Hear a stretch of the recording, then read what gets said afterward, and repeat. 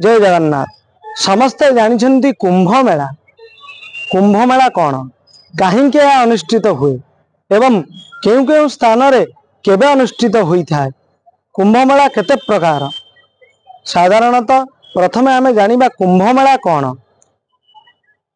समुद्र मंथन समय रे एक द्रव्य मिलिथिला, सेही समुद्र मंथन रु यथा गोमाता मिलिथिले, महालक्ष्मी मिलिथिले, विभिन्न प्रकार द्रव्य सेही समुद्र मंथन रु मिलिथिला।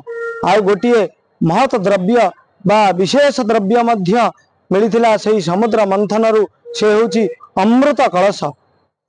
से अमृत कलश को नेबा पई, अमृत पान करिया पई देवता एवं असुरंग मध्य भिड़ा भिड़ी लगिला बा छड़ा छड़ी लगिला एवं देवता मानंग ठारो राक्षस माने से अमृत कलश को छड़े नहीं जाइथिले।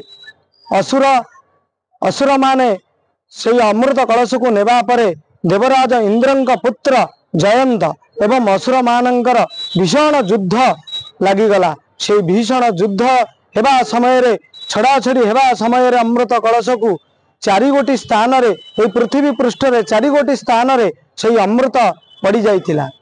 से अमृत हरिद्वार, प्रयागराज, नासिक एवं उज्जैनी यही चारि गोटी स्थान रे, जो स्थान रे जो तिथि रे जो नक्षत्र से अमृत कुंभ रु अमृत पड़ीथिला, से स्थान रे हेउथाय महाकुंभ बा अर्धकुंभ बा पूर्ण कुंभ। जेतेबेले सेही लग्न, सेही राशि, सेही नक्षत्र आसे सेही स्थान रे, सेही समय रे हुए कुंभ मेला। कुंभ साधारणतः दुई प्रकार, गोटिए हेउची अर्धकुंभ एवं आ गोटिए हेउची पूर्ण कुंभ।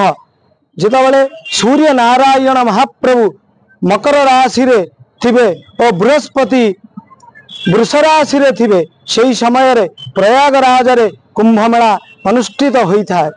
एवं सूर्य, बृहस्पति, चंद्र तीन जन जाक जेतेबेले सिंह राशि रे थिबे, गोटिए राशि रे थिबे, सेतेबेले नासिक रे हुए कुंभ।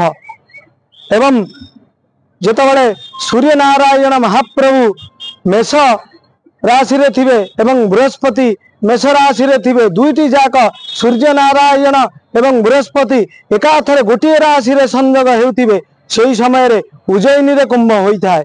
एवं आ गोटिए रहिला हरिद्वार।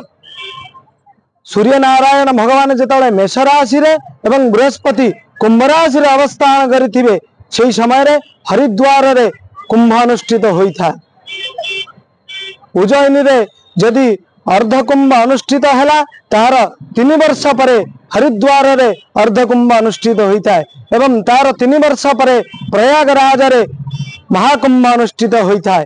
प्रयागराज हेउछंती तीर्थ नायक, सेतिपई प्रयागराज रे पूर्ण कुंभ बा महाकुंभ अनुष्ठित होइथाय। कारण प्रयाग रे त्रिवेणी माधवम सोमम भरद्वाजम च वासुकिम दंडिख्यम भट्ट शेषम प्रयागम तीर्थनायक।